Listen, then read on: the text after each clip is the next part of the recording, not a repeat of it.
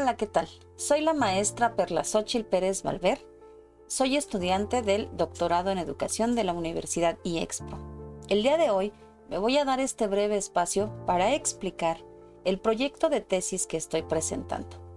Quiero comentarles que soy maestra frente a grupo a nivel primaria desde hace ya 15 años y a lo largo de mi experiencia profesional he notado diversas situaciones en las cuales podemos trabajar.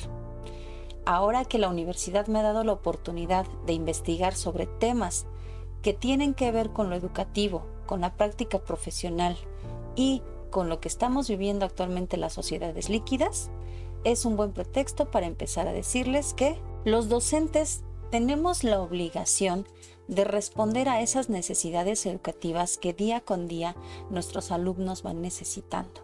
Quiero comentarles que Medrano en el año 2005 publicó un artículo muy interesante que lo tituló Indicadores del Sistema Educativo Nacional en Educación Básica, un panorama educativo del ciclo escolar 2002, donde aseveraba que 580,000 docentes de educación básica a nivel federal tenían que tomar 15 cursos que se proponía. Y solamente el 67% de los maestros del Estado de México los tomó como parte necesaria de su formación. Ahora bien, menciono estos datos tan significativos porque soy maestra en el Estado de México, específicamente en una primaria que se encuentra en la colonia La Guadalupana, en el municipio de Ecatepec, el estado ya mencionado. Y quiero comentarles que a pesar de que somos una plantilla grande, porque estamos 18 docentes, 3 para cada grado, solamente el 11% de nosotros somos los que estamos inmersos en esta formación profesional. ¿Cuál será la razón? ¿Qué estará limitando ese sentido de formación de los docentes? Bueno, pues quiero comentarles que derivado de esto, decidí hacer un proyecto de investigación que me llevara a revisar la parte de la formación personal y profesional y permanente de los docentes con su relación al capital cultural. Entonces, mi pregunta de investigación radica en ¿qué implicación tiene el capital cultural de las docentes de primer grado de primaria del ciclo escolar 2021-2022 de la Escuela Primaria Estatal Felipe Villanueva en el municipio de Ecatepec en su formación permanente? Este problema que estoy planteando lo fundamento con un autor que es Pinto 2008, donde indica que un problema se plantea para buscar significados, para comprender vivencias y experiencias y así interpretar fenómenos desde una visión específica de los actores mismos. Este proyecto de investigación tiene fundamentación teórica en dos variables que voy a utilizar, o dos constructos, que es la formación permanente y el capital cultural. Quiero comentarles que el objetivo principal de la misma es transformar el capital cultural de las 3 docentes de primer grado de primaria desde sus 3 expresiones: el estado incorporado, el estado objetivado y el estado institucionalizado, para motivar su formación docente. Asimismo, también tengo 5 objetivos específicos que voy a permitirme mencionar. El primero de ellos habla sobre identificar el capital cultural que estas docentes tienen. El segundo de ellos, conocer el significado que le otorgan estas 3 docentes a la formación permanente.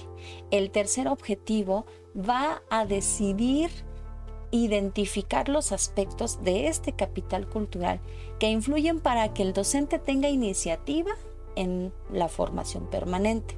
También voy a determinar qué áreas de oportunidad de los aspectos del capital cultural tienen que trabajar para lograr esta formación. Y finalmente, proponer estrategias de motivación a las maestras de primer grado a través de su autorreflexión de la práctica docente para que transformen ese capital cultural y tengan la apertura a la formación permanente. Bien, me permito definir el marco teórico de mi investigación. Aquí voy a manejar el concepto de formación permanente. quiero comentarles que Venega en el 2004 introdujo la definición de este constructo como un término pedagógico muy amplio, porque induce a la configuración de diversas representaciones intelectuales y con diversos usos.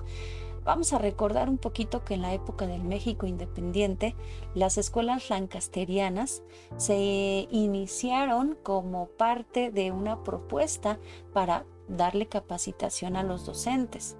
Sin embargo, no es hasta 1831 más o menos que de forma formal ya se da el auge de las escuelas normales, que son las que se dedican exactamente a la formación de los docentes. Ahora, ¿por qué Venegas mencionaba que es un término amplio?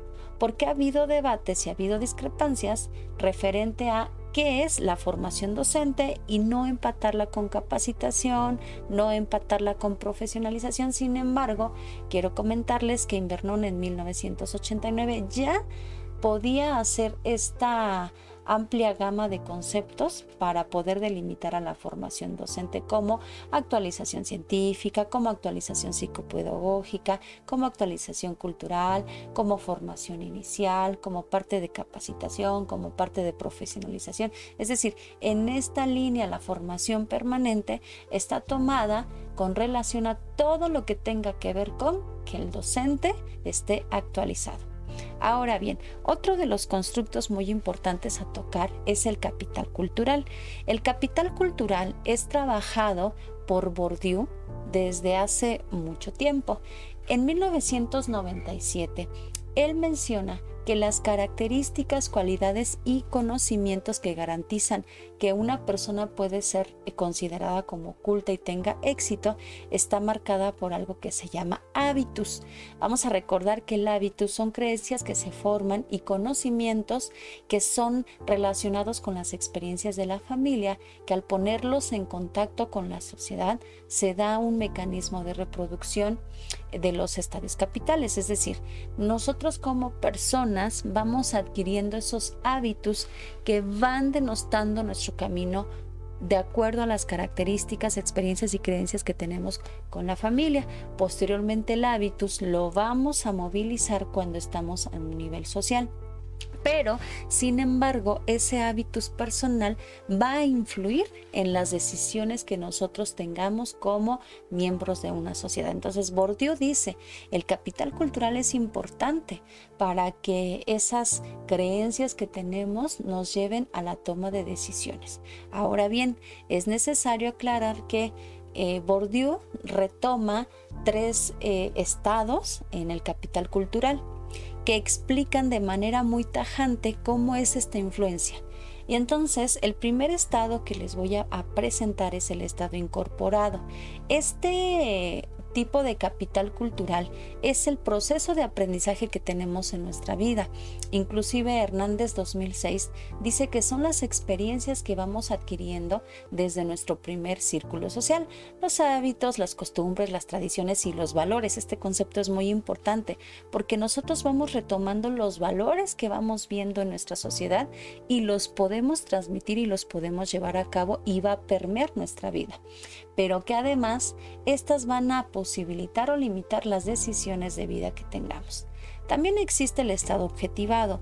Bourdieu comenta que son la que va a representar los medios, los bienes materiales que van a otorgar un enfoque formativo a quienes lo poseen. Es decir, todo lo que nosotros podemos aprender de los libros, de los escritos, de las pinturas, de los monumentos, en fin, los aspectos simbólicos que le damos a esos bienes materiales y que por supuesto van de la mano con el capital económico, porque Bourdieu menciona, si nosotros tenemos un capital económico que nos permita adquirir bienes materiales, entonces vamos a tener mayor apertura a adquisición de cultura.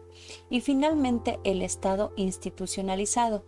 Este estado institucionalizado es el que nos va a permitir acceder al reconocimiento profesional ¿no? Que tanto buscamos, las certificaciones, las instituciones a las que nos hacen acreedores durante nuestra trayectoria escolar, los reconocimientos, cuando nos aprueban las habilidades, las destrezas. Inclusive Hernández 2016 comenta que la escuela es la que va a construir el único camino para apropiarse de los bienes culturales que, dada la posición en el espacio social, nos han heredado. Es decir, More 2015 también reafirma que la escuela es considerada un campo de acción que permite la interacción de culturas, las relaciones verticales y horizontales, por supuesto, pero que nos van a ir configurando para que el estado institucionalizado, es decir, la formación permanente, nos doten de construcción de significados en cada uno de los logros que vayamos adquiriendo y así podamos tener una vida plena. Entonces, quiero comentarles que de los 3 estados culturales que marca Bourdieu cuando se refiere al capital cultural, el estado institucionalizado, es el que vamos a analizar qué tanto influye para que un docente tenga la apertura a la formación permanente. Este proyecto de investigación tiene un paradigma de corte cualitativo, que según Horta 2006 parten del supuesto básico de que el mundo está constituido de significados y símbolos por medio de la exploración de experiencias. En este caso, yo voy a retomar un poquito de la historia familiar, social, profesional, que van a dar significado a el capital cultural que tienen los docentes. El tipo de investigación del cual voy a tomar parte es la etnográfica, porque Morales 2014 considera que la etnografía permite la exploración de costumbres, creencias y prácticas sociales que en este caso han formado el capital cultural en las docentes. La población son 18 docentes, dentro de ellos solamente 2 son hombres, el rango de edad recurre de 26 a 48 años y de ellos la muestra solamente son 3 docentes a nivel primaria. Una de ellas es licenciada en pedagogía, egresada de una escuela particular, y las 2 restantes son licenciadas en educación primaria, egresadas de la Normal de Catepec. La muestra es probabilística, puesto que Ávila en el 2006 dice que la selección de las unidades de análisis van a depender de las características y criterios personales de cada investigador, y por supuesto el muestreo es por conveniencia. El instrumento que se utilizó, derivado de lo que Ortiz comentaba en el 2020, que es el medio para recoger información, se coloca como parte de la técnica de la entrevista semiestructurada con un cuestionario de 15 preguntas. Este cuestionario está dividido en 3 secciones. La primera sección tiene que ver con los datos generales y la historia de vida de las 3 docentes, y el resto de las secciones están divididas en preguntas que van a hablar sobre cada uno de los estados del capital cultural. El método de análisis es a través del tipo de procesador de textos, donde cada pregunta y cada respuesta fue transcrita para después triangularla con el marco teórico que ya se hizo mención y por supuesto con la perspectiva que tenía que darse al analizar los resultados. Este proyecto de investigación se hizo de manera vivencial con las 3 docentes posterior a el horario laboral. Cada una de ellas tuvo la disposición de contestar las preguntas semiestructuradas y de retroalimentar cuando ellas no tenían el espacio suficiente para poder escribir. Los resultados se los presento a continuación. Hernández en el 2004 plantea que el análisis cualitativo tiene la intención de explorar los datos obtenidos, organizando categorías y describiendo las respuestas que, según la perspectiva de los participantes, tiene. Además, permiten detectar patrones presentes en cada uno de los datos para después simplificarlos. En este caso, les voy a presentar 3 de las preguntas que fueron clave para que las docentes pudieran ser analizadas en los 3 estados culturales que menciona Bourdieu sobre el capital cultural. En este caso, la pregunta número 1 decía: ¿por qué eligió dedicarse a la docencia?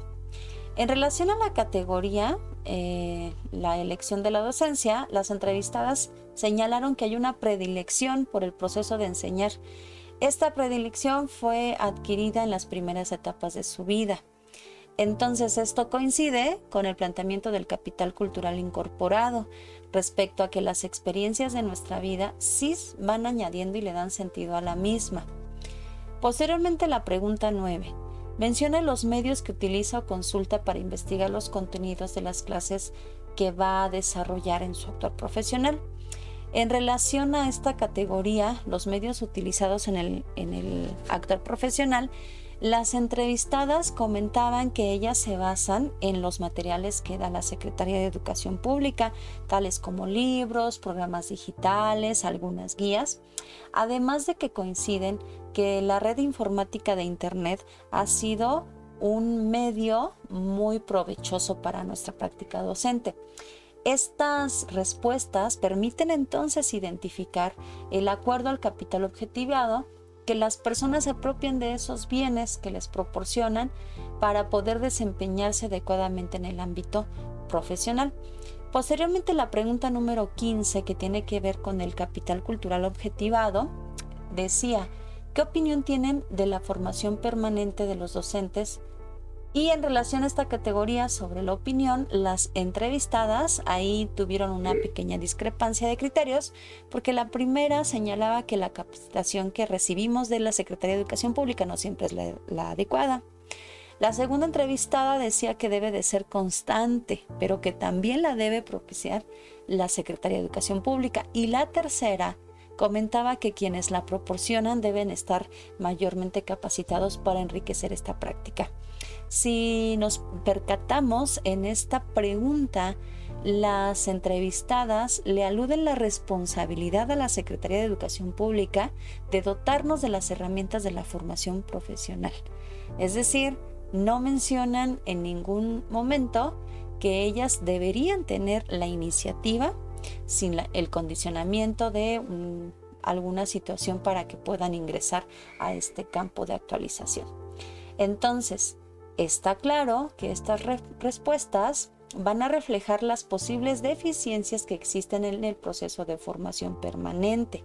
En este sentido, el capital cultural institucionalizado debería ser considerado como un proceso de más, pero dentro de la formación profesional, pues de esta manera los docentes podríamos obtener mayores beneficios materiales y sociales y por supuesto que culturales, lo que cambiaría también la posición social y económica.